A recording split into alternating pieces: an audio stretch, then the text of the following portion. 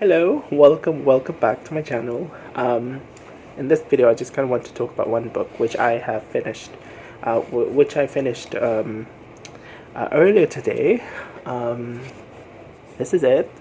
Cold Enough for Snow by Jessica Au. If I'm not mistaken, Jessica Au is a writer who is based in Australia, and I think this is her first novel. I found this book at the National Library. I kind of had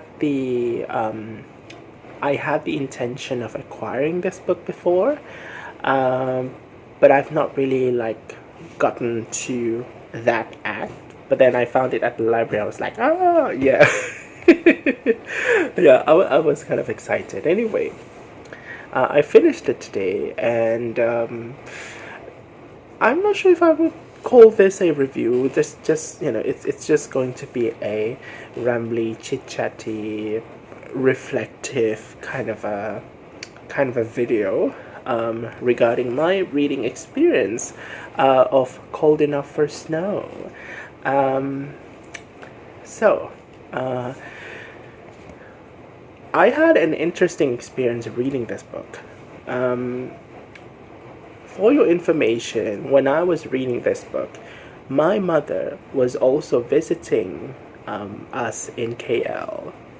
Now, in case you're wondering why is that relevant, I'm telling you it is super relevant because this book is about the main character, a young woman who meets up with her mother in Japan. So basically, they meet up at the airport because they want to just kind of have a nice mother-daughter trip as tourists in Japan. And so basically, they just kind of hang out with each other, chill, stay at the hotel, and then visit museums, visit some touristy areas, grab food together, and all those touristy things. So basically, yeah, this book, the main plot is basically just kind of these two individuals, the mom and the daughter, having a nice trip together. Except, it's not really about the trip. This book, the bulk of it is about the reflection of the daughter as she is having this trip with her mom, and basically the kind of reflections that she makes throughout this trip mostly concerns things that are related to her own self, her interiority, the kind of things that are going on inside her. And she was also kind of reflecting on her relationship with her mom and her mom's history. And basically she also goes on I would say tangents frequently in this book. So it's not just her reflection on her own self and also her mom. She also goes into reflections about her relationships, right? Her boyfriend, her sister, and various other characters. But these are the ones that I could think of. So yeah, this book is mostly about her going into this kind of reflective mode, right, as they're going on trips together. And one of the things that me as a reader just kind of was able to grab from this book is that it seems the main thing is about, well, this is my personal experience reading this, okay? It's about kind of how what kind of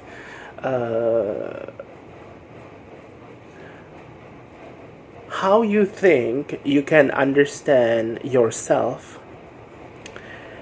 And in a similar way, you think you can understand people, but actually, you might not understand people as well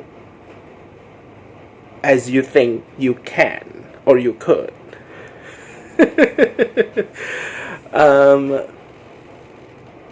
So we go into a lot of passages in which this woman think about her own experience, and then when she starts to go on to this trip with her mom, she kind of realizes that there are certain moments in which she and her mom just does not resonate. And it's not like they're fighting or having conflicts or anything. It's just that there are certain expectations that they are simply just not met between these two individuals. Like maybe the daughter would think that the mom would be interested in that thing, or would be would want to do that particular activity, but actually the mom wants to do something else or something like that. And it kind of, I would say this novel just kind of amplifies those kinds of moments where individuals would have some kind of dissonance in terms of like wants, in terms of expectations, in terms of intentions, all of that. And it kind of relates to this I would say idea that sometimes we think with people that we are close to, like our friends, for example, or our partners or our best friends, for example, we might want to we might want to think that we are able to connect with them at a deeper level. And so there's this kind of almost like a connection, like we know what they want, we have this really tight bond or tight connection with them.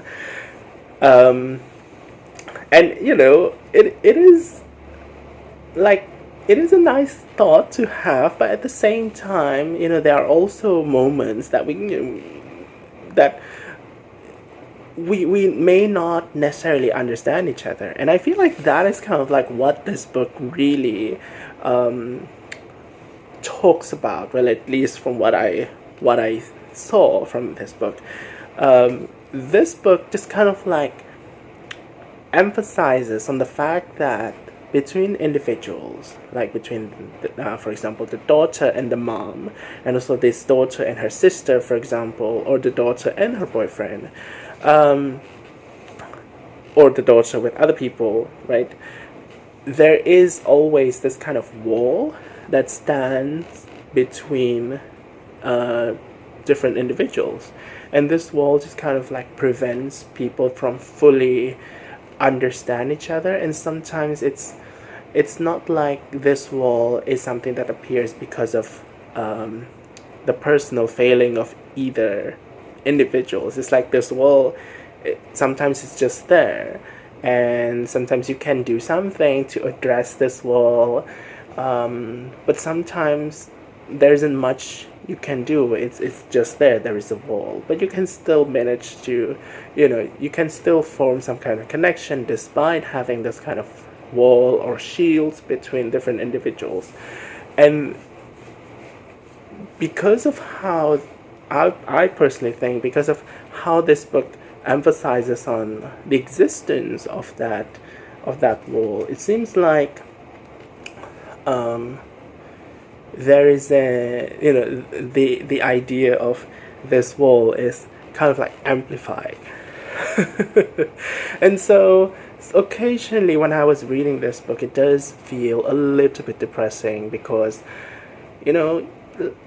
like I mentioned earlier, you like to think that you have good connection with the people you're close to, but somehow because of this separation that you have, due to differences in ideas, thoughts, due to the fact that you're different people, right? it's just there. Sometimes this book can get a little bit depressing, but overall it's not that depressing. It was just okay. It was a quiet book, and I think this book does a really nice job of describing that kind of situation, that you could have with people, even the one that you think you're close to. I would say it's really easy. It would have been really easy for me to call this book something that was navel gazy, but at the same time, I also feel like, it's only navel gazy because it is a highly reflective book, highly introspective as well. It really looks inside, and you basically don't see so much about the trip itself. Like, yes, you get the description of the trip, but with most of the moments that occur in the trip, like going to the museums, looking at arts and stuff, there will be some kind of journey into the internal world of the characters. So, yeah, this was an interesting book, and that was my experience reading it.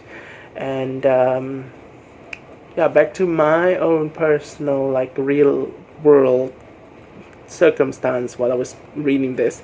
My mom came to visit, and we actually went gallivanting around Kuala Lumpur.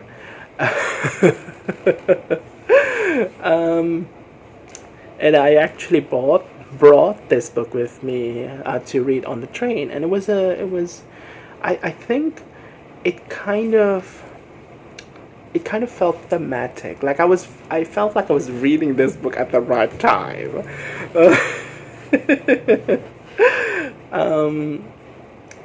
Yeah.